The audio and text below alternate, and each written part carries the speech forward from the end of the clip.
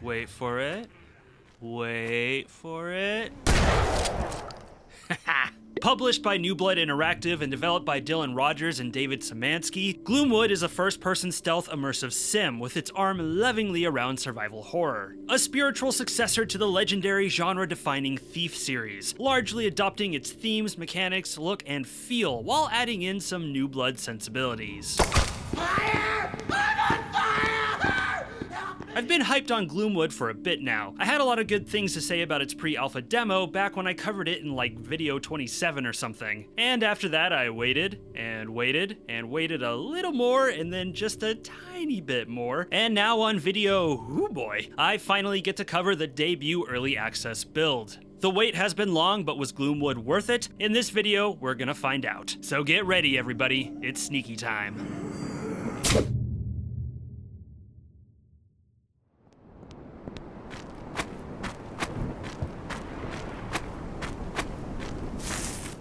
Featured in this early access build is the first, I suppose you could call it, region of the game. Unlike Thief, Gloomwood does not have a mission-by-mission structure, but instead is built as a continuous, semi-open world, made up of several distinct interconnected levels divided by brief fade-to-black loading screens. Littered throughout these levels are safe zones, checkpoints, where players can save their game, and if they've unlocked them, access shortcuts back to previous zones. It's a structure that will remind many of something like a Souls-like, but in truth, it's more of a nod to the structure of old-school survival horror games. This build also lets us play around with the initial weapons and gadgets and use them against a few basic enemy types.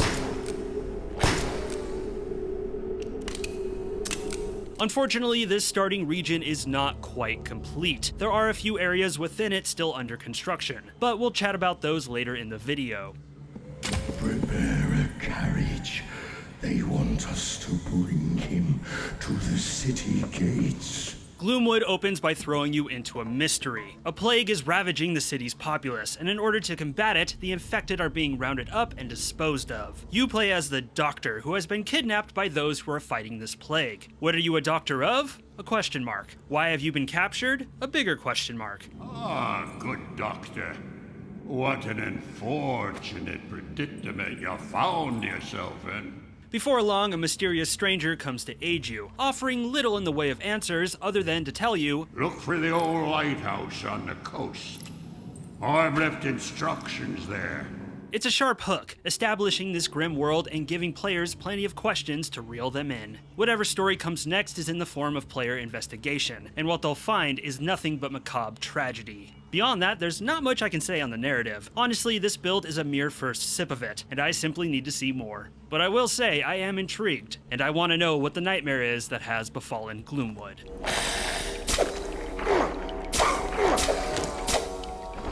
Visually, Gloomwood attempts to emulate the look of Thief in both rendering and art direction, featuring a blocky polygonal style reminiscent of the late 90s, something of a specialty for New Blood. While Gloomwood's world is seemingly more modern than Thief's, they both share a Victorian theme that leans into steampunk and gothic horror in the vein of Lovecraft. The world is hazy, grungy, sickly, mysterious, and gloomy. Areas are defined by navy blues, grays, rusty browns, and greens that give it a melancholy, polluted feel, which is right on the money for this game's themes. What deserves the most praise is the lighting. The dynamic lights and the orange glow of torches lend the game an atmosphere of tension, and things like your lantern, whose circle of illumination slithers across geometry in dark places, can make things all the more striking and spooky. It works, not just in making me feel like I'm playing a game from the late 90s, but in conveying a place with distinct, captivating character and atmosphere that I dare say immersed me. That's not to say it's all hunky-dory. There's some flat-out, ugly-looking textures here and there, and some spots that could use some more polish.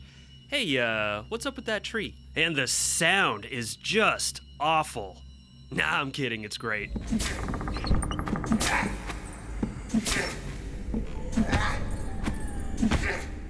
Sound design meets expectations and then some for stealth gameplay and artistry. Guard footsteps are distinct along with their phlegmy breathing, giving players another means of keeping track of them. but it's the little details in the environmental sound design that I adore. The creaking of old wood, water droplets in a cave, the squish of fish guts under your feet, and the gentle sound of the tide coming in, along with the bassy drone of the wind. It all does a lot of heavy lifting to make this world feel tangible. And once again, emulating Thief, the music here is a blurred line between melody and atmosphere. It's great work. I spy something. Appears to have been nothing.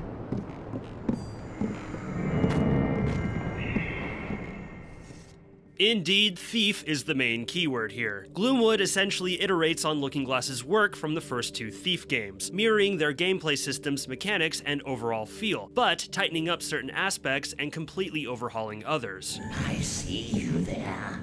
The stealth gameplay revolves around light, shadow, and sound. You must stay hidden in the shadows to avoid detection and walk softly on loud surfaces as to not make noise. What was that noise?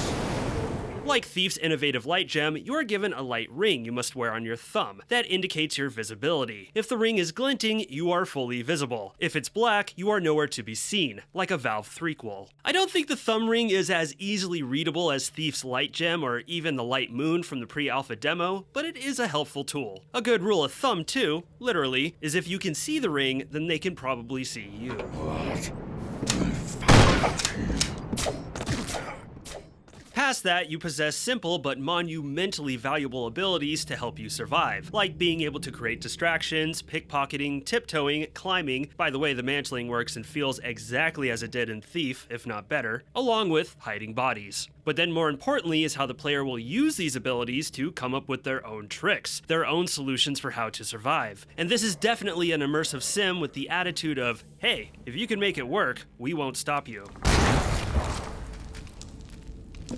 I also want to touch on the survival horror aspects, which is an inspired thing to bring into this game, as the Thief series always flirted with being a survival horror itself. Fixed save points, level design, and structure certainly draw from the spooky genre, and I'll talk about those a little later on. Otherwise, like in survival horror, players have to contend with not only being vulnerable against their enemies, but also limited supplies, ammo, and health, which they'll have to scavenge to survive. And with an inventory system not too dissimilar from that of Resident Evil 4's, where space is limited and players have to play Tetris with their goods, I'm getting the impression we might be faced with some tough inventory choices down the road. An interesting thing I noticed is that in your journal, next to your health status, is your mind status. There's nothing in this build that affects this, but I have to guess this hints at a sanity system, perhaps not that far off from Eternal Darkness or Amnesia. Which begs the question, what horrible things does this game have planned that are meant to drive me insane? Oh, I'm eager to find out. Alright, enough of that. Let's talk about stabbing stuff. The first weapon you get your hands on is a most elegant cane sword. I call him Michael. Good for breaking boards and, murder.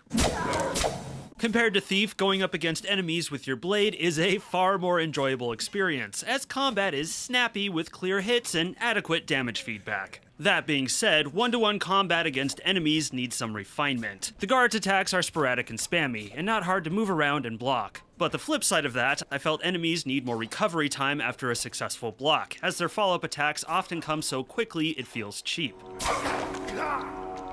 Where Michael's true strength lies is in his death poke. Hold down the attack button, wait for the ding, and this was just a ball, by the way. Call me a psychopath, but I had way too much fun hiding in the dark and stabbing these wheeze buckets in the back. Shh now, to the sea you go. Right out of the gate, Gloomwood's developers nicknamed it Thief with Guns. And yep, guns there be. There are 3 guns so far to irresponsibly use, or at least 3 that I know of. The pistol functions as a better tool than a weapon, as enemies can eat quite a few bullets before they go down. For me, the pistol was my friend in setting off booby traps and shooting out lights. Although, question, why is it I can shoot out the lights and not smash them?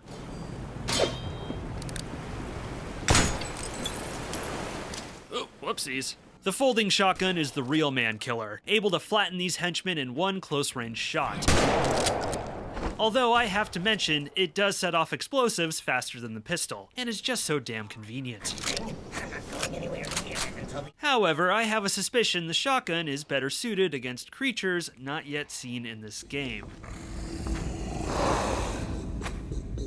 And if you keep an eye out, you might happen upon this flare gun that can light dudes on fire. Neat. Which is a good demonstration of Gloomwood's fire system, which will burn anything away wooden, not structures, but definitely things like doors, and of course, organic creatures.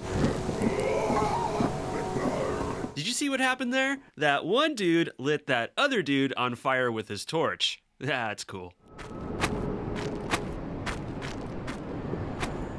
Gloomwood's level design so far is simply magnificent. As I said in the intro, the first region is made up of several interconnected levels: a fishery, a mine, and the cliffs. Scattered throughout are save points which, beyond the obvious, offer a sense of progression, and sometimes shortcuts back to previous areas.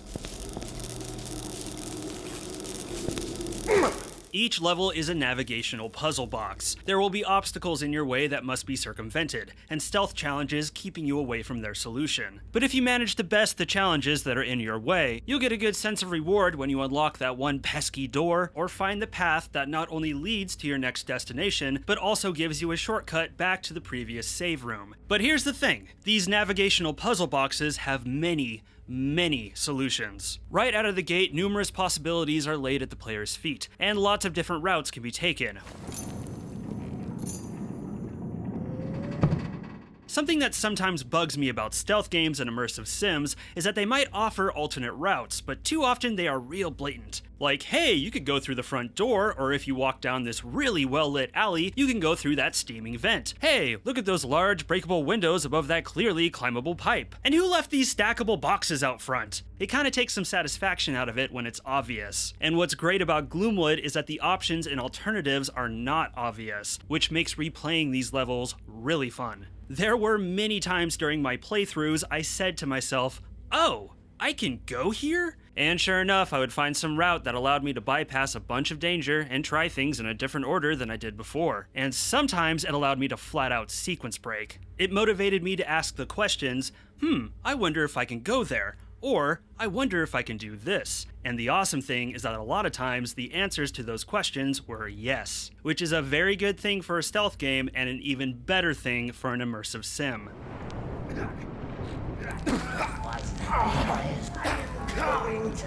Going down the chimney, probably not the best idea, but the game still lets you, and that's what matters. It hits right at the core philosophy of immersive sims. Not that you are given multiple ways to do something, but that you are given the means to find your way to do something. And you can tell this was thoroughly playtested to achieve that. A few times I thought I had found an out-of-the-way, cheesy, potentially game-breaking solution to something, only to find that there was some sort of sign from the developer as if to say, yep, we anticipated you coming here, and here's a reward for you trying. It's phenomenal, and I hope the rest of the game holds up as good as this.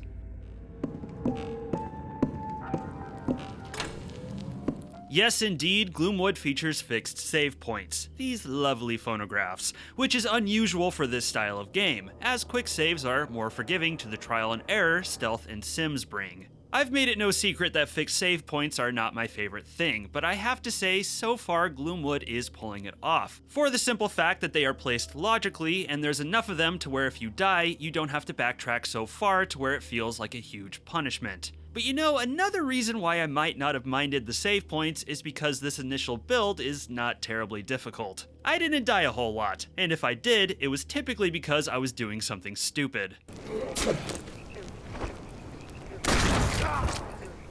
Oh, his torch fell on the explosive. Huh, that's cool. Gloomwood currently features 2 of its 4 planned difficulties: Half Moon, which is the normal difficulty, and Full Moon, which is hard, with the easiest, Crescent Moon, and hardest, Blood Moon, planned for later. I did a playthrough on both Half Moon and Full Moon, and if I'm being honest, I didn't notice all that much of a difference between them. Sure, on Full Moon, the guards were a little more touchy and damage more punishing, but I can't say it was a more vastly challenging experience. Now, I am pointing this out, but I'm going to hold off being critical about it for the simple fact that this is just the first area of the game. It could be the devs made it on the easy side so players could get a firm grasp of everything before they throw you into some real madness, which I wouldn't put past them. I hope that's the case. I'll also say too that I'm definitely looking forward to the Blood Moon difficulty. That might give me the bite I'm looking for, and the devs have teased that they have some fun stuff planned for it. Oh boy. What does the Countess want with him anyways? Don't know. If it's one area I found myself being critical, it's with the guards, in terms of a design choice and their AI. At the moment, guards have a pretty generous range to their sight, as their peripheral vision is pretty damn strong. I mean, if you are so much as a little bit visible and at their sides, they will notice you. Do my eyes deceive me? Which kinda takes some fun out of leaning around corners. Do my eyes Oh, that is so touchy. Logically, yeah, if there's a dark figure in a well-lit room, you're gonna be able to catch them from the corner of your eye. Fair enough. But it's with the vertical that we run into issues. Whenever I was perched and sneaking above guards, at even the slightest visibility, they would still notice me, despite it looking like there was no way they could. It led to this awkward moment of me sneaking above some guards in a barn and repeatedly sending them into a yellow state, something that yanked me right out of the immersion. Do I spy something? And I don't think sound was a factor. I tested this out fully moving and tiptoeing and got the same result. Now this is something I have to imagine can be rectified by just tweaking this system and massaging the vision ranges. The other thing too is that the guards have these light cones glowing out of their eyes that first and foremost convey their alert status. Green is chill, yellow is suspicious, and red is kill the outsider. They also remind me of the Metal Gear radar. In fact, I wouldn't be shocked if this was a shout out to it. The lolly-lully-low! That's all good, but the thing is, and this might be a me thing, but initially I assumed these cones directly corresponded to where the guards were looking, so that the player can gauge how best to move around them. Simply put, if the cone is pointed at you, they can see you. That assumption was incorrect. As you can see, those cones don't need to be pointed towards you for a guard to be alerted. In fact, the guards don't turn their heads at all. They do turn their bodies when they're alerted, but otherwise, no head turns. So with that, I can't help but feel these cones are unnecessary and a bit misleading for new players. Yes, once again, they do convey alert status, but you could also just have the guards' eyes light up with those colors as they already do, and I can see those just fine. On top of the fact that guards vocalize and have distinct body language when they're alerted, which is enough to tip players off to the danger. Unless there's a plan to tie these more into gameplay, I at least wouldn't mind the option to turn them off. Dear Lord. Now, despite my gripes, the guard detection system does work and leads to some good stealth gameplay. But I do think figuring out their vision range is more of a guessing game than it needs to be, and I can't help but ask, is there an avenue where detection relies more on where they are actually looking than a range? Like if a guard notices me above them on the rafters, can it be because they actually looked up at me? Or if they notice me at their sides, can it be because they were turning their heads from left to right? If we had a quote-unquote head-turning system, wouldn't that give the cones more of a gameplay function? And presumably, wouldn't it give the devs more options for stealth puzzles? For instance, a guard scanning a room from left to right, and you move when his head is turned away, and you hide when his head is turned towards you. I don't see how something like that would work with this current system. Now, this is early access, which is to say, for all I know, this might be the best course of action for the AI because of what the devs have planned for later in the game. But at the same time, this is early access. As far as I know, this is the time to be asking these sorts of questions. Past the detection AI, there were some buggy moments with the guards as well. I noticed some funky pathfinding stuff, like I made a noise here and alerted the guards, but for some reason they ran the opposite direction. And on more than one occasion, I found some of them stuck and walking in place. There was also this one time the guards refused to attack me. At first I thought, oh cool, is it because I have a gun and they don't? Nah, they were just stuck. Bummer. So, all in all, a little more refining for the guards, and maybe a little more iteration.